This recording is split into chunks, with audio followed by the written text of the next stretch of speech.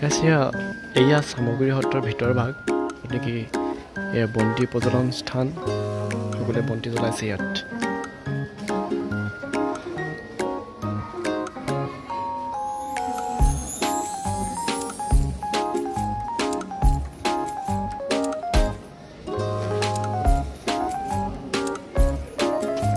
বিশেষকৈ মই এতিয়া মন্দিৰৰ ভিতৰ ভাগলৈ সোমাই যাব বিচাৰোঁ মন্দিৰৰ ভিতৰৰ ভাগত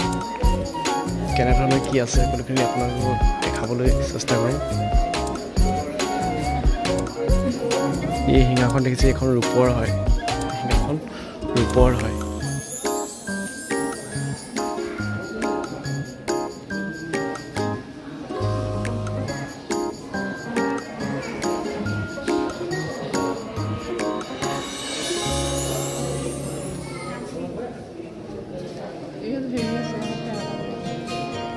ভাগ